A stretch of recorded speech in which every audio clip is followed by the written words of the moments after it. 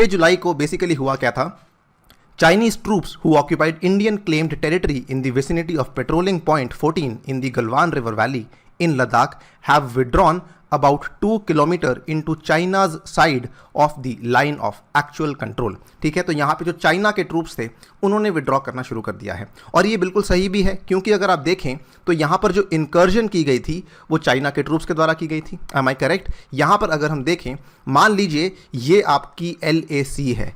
Also very very important to remember, LAC पे कोई भी आपका बफर जोन अभी तक अवेलेबल नहीं था। इसके पहले की बात कर रहा हूं मैं, जहां पर सिर्फ एक लाइन खिंची हुई थी। इस LAC में ये चाइना था और ये आपका इंडिया था। यहां पर 2 किलोमीटर अंदर आ चुके थे आपके चाइना के ट्रूप्स, और वो कह रहे थे कि अब नई LAC ये वाली होगी। Correct? This is the basically जो उनका नया दावा था वो यहां पर था। क्लियर? अब यहां पर उन्होंने डिसएंगेजमेंट को स्टार्ट कर दिया है, यानी कि उन्होंने बोल दिया है कि हम वापस जाएंगे 2 किलोमीटर जितना हम अंदर आए थे, एंड हम इस LAC को, जो कि पुरानी LAC थी, इसको वापस से गार्ड करना शुरू कर देंगे। ये पूरा का पूरा जो डिस्कशन हुआ है ये हुआ है भारत के NSA अजीत डोवाल और उनके चाइना के मिनिस्टर ऑफ फॉरेन अफेयर्स वांग यी के बीच में, जिसके थ्रू ये डिसएंगेजमेंट की जो टॉक्स हैं वो स्टार्ट हुई हैं। आप इसके लिए ये न्यूज़ कटिंग देख सकते हैं, Indian and Chinese troops begin disengagement in Galwan valley on the LAC, and यहाँ पर NSA और चाइनीज फॉरेन मिनिस्टर की वजह से ये सारा कुछ हो पाया था। क्लियर? यहाँ पर अब थोड़ा सा वापस जाके देखिए 6 जून को क्या हुआ था। 6 जून को भी सिमिलर चीज़ हुई थी। वहाँ पे फर्स्ट राउंड ऑफ टॉक्स हुआ था, जो कि with between the levels of core commander हुआ था। लेकिन 6 जून के बाद 15 जून को आपको मालूम है कि वायलेंट क्लैश हुआ। यहाँ पर जो हिंसक भिड़ंत हुई उसमें भारत के 20 जवान जो वीर गति को प्राप्त हो गए थे। वेरी वेरी आई थिंक ये सभी के मेमोरीज में काफ़ी फ्रेश है, जो अभी हाल ही में हुआ है। सो कहने का मतलब ये है कि जो 6 जून को होने के बावजूद 15 जून को अगर ऐसा कुछ हो सकता है, इसका मतलब 6 जुलाई को जो हुआ है अभी भी हमें यहाँ पर इस चीज़ को लेके लाइटली नहीं लेना चाहिए। खैर, कमिंग टू दी स्टेटमेंट्स जो कि दोनों कंट्रीज़ ने यहाँ पर ऑफर किए हैं, the devil basically lies in the detail. Let us now read and analyse the official statements given by India and China. सबसे पहले मैं चाइनीज़ की मिनिस्ट्री ऑफ फॉरेन अफेयर्स की स्टेटमेंट को यहाँ पर आपकी नज़र लाना चाहूँगा। यहाँ पर मैंने कुछ चीज़ों को हाईलाइट किया हुआ है, ध्यान से देखिए। The right and wrong of what recently happened at Galwan valley in the western sector of the China India boundary is very clear. ठीक है, वेरी वेरी यहाँ पे क्लियरली इन्होंने मेंशन किया है द राइट एंड रॉन्ग, यानी कि कौन सही था कौन गलत था, या फिर क्या सही था क्या गलत था, ये काफ़ी क्लियर है। इन्होंने कभी भी ये मेंशन नहीं किया कि ये हमारी इनकर्जन थी, या फिर यहाँ पर कभी ये मेंशन नहीं किया कि ये उनकी गलती थी हमारी गलती थी। इन्होंने सिर्फ इतना बोला है, काफ़ी क्लियर है। इसका मतलब ये एल्यूड कर रहे हैं इनडायरेक्टली, अप्रत्यक्ष रूप से ये भारत की तरफ पॉइंट कर रहे हैं, बिकॉज अगर अपनी तरफ नहीं कर रहे सो यहाँ पर दूसरा प्लेयर तो भारत ही है। आगे जाके इन्होंने बोला है China will continue firmly safeguarding our territorial sovereignty as well as peace and tranquillity in the border areas. तो यानी कि हम अपनी टेरिटोरियल सोवरेनिटी को सेफगार्ड करना कंटिन्यू करेंगे और बॉर्डर एरियाज में पीस और ट्रैंक्विलिटी को मेंटेन करने की पूरी कोशिश करेंगे। इसके बाद इन्होंने कहा है we hope India can work with China to guide the public opinion in the right direction, keep and advance bilateral exchanges and cooperation and avoid amplifying the differences and complicating matters. Clear? ये main चीज़ थी जो कि आपको समझनी थी, जो कि इनके स्टेटमेंट्स का सबसे बड़ा हाईलाइट था। Coming to the Indian statement, जो कि भारत की मिनिस्ट्री ऑफ एक्सटर्नल अफेयर्स ने यहाँ पे स्टेटमेंट को जारी किया था, इसमें आप देखें भारत ने काफ़ी क्लियरली मेंशन किया है Therefore, they agreed that it was necessary to ensure at the earliest complete disengagement of the troops along the LAC and de-escalation from India-China border areas for full restoration of peace and tranquility. मैं यहाँ पे आपका ध्यान कुछ words की तरफ लेके जाना चाहता हूँ। सबसे पहले तो बात हुई है LAC की। चाइना का पूरा स्टेटमेंट आप पढ़ सकते हैं। LAC का जिक्र कहीं पर भी हमें देखने को नहीं मिलता है, which is a very very blank omission. मैं समझता हूँ इतनी बड़ी ओमिशन और इतनी बड़ी कंट्री ऐसा ओमिशन कैसे कर सकती है। फर्दर इन्होंने डी एस्केलेशन की बात की है भारत ने, और फुल रिस्टोरेशन की बात की है। ना चाइना ने डिसएंगेजमेंट की बात की, ना चाइना ने डी एस्केलेशन की बात की, और ना ही चाइना ने यहाँ पर रिस्टोरेशन की बात की है।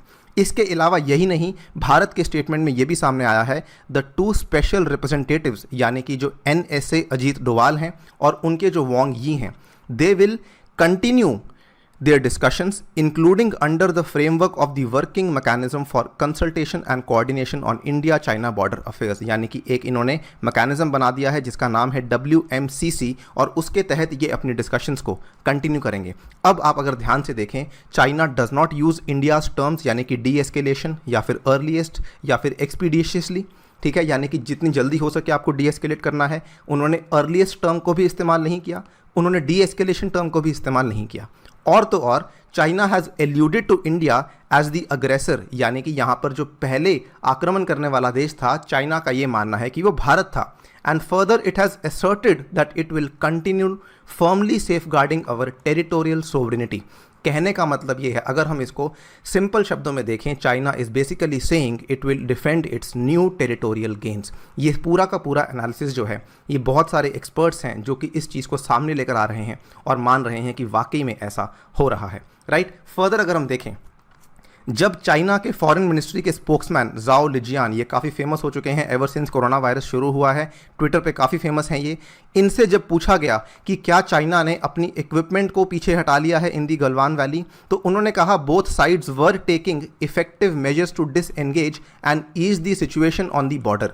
यानी कि अगेन उन्होंने यहाँ पे जिम्मेदारी नहीं ली इस चीज़ की कि जी हाँ, या फिर उन्होंने आश्वासन भी नहीं दिया कि जी हाँ हम यहाँ से इक्विपमेंट को हटा रहे हैं। इन्होंने बेसिकली बोल दिया है कि जी बोथ साइड्स मेजर्स ले रही हैं, बोथ साइड्स कुछ कुछ उपाय ले रही हैं to disengage and ease the situation on the border. Again a very very vague statement given by the spokesman Zhao Lijian. Further अगर हम बात करें इसी स्टेटमेंट के थ्रू, जैसा कि मैंने आपको बताया, उन्होंने क्या बोला था कि काफ़ी क्लियर है कि कौन रिस्पॉन्सिबल था उस पर्टिकुलर क्लैश के लिए। तो चाइना बेसिकली यहाँ पे अगर ब्लेम कर रहा है तो वो इंडिया को कर रहा है for the June 15 clash. China's statements however blamed Indian troops for the June 15 clash and रीआइटरेटेड, यानी कि दोबारा से दोहराया उन्होंने Beijing's previously stated claim over the Galwan river valley.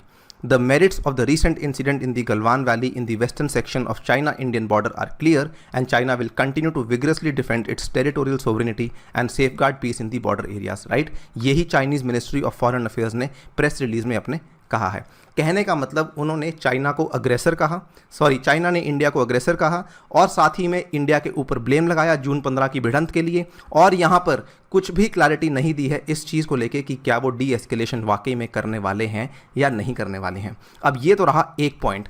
अब दूसरी चीज़, अच्छा, भारत ने, आपको मैंने बता दिया है, भारत ने यहाँ पर बात की है working mechanism for consultation and coordination. तो भारत ने तो एक मैकेनिज्म स्थापित करने की बात की है on the other hand, right. तो भारत का स्टैंड और चाइना का स्टैंड यहाँ पे काफ़ी अलग अलग है।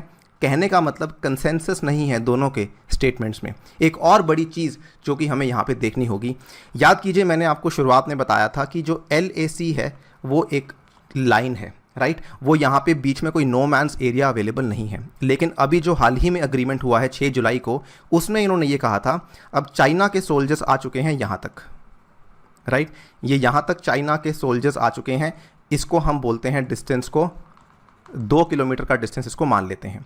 चाइना के सोल्जर्स यहाँ तक आ चुके हैं। अब जो नया अग्रीमेंट हुआ है उसके अनुसार ये हुआ है कि चाइना के सोल्जर्स 2 किलोमीटर वापस जाएंगे और इंडिया के सोल्जर्स भी 2 किलोमीटर वापस जाएंगे।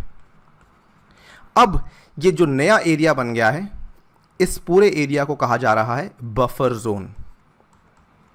अब एक्सपर्ट्स ये मानते हैं कि इंडिया के सोल्जर्स वापस क्यों जाएं, जबकि इंडिया के सोल्जर्स को तो LAC तक जाना चाहिए था, इंडिया के सोल्जर्स को तो यहां तक जाना चाहिए था। Why are they going back?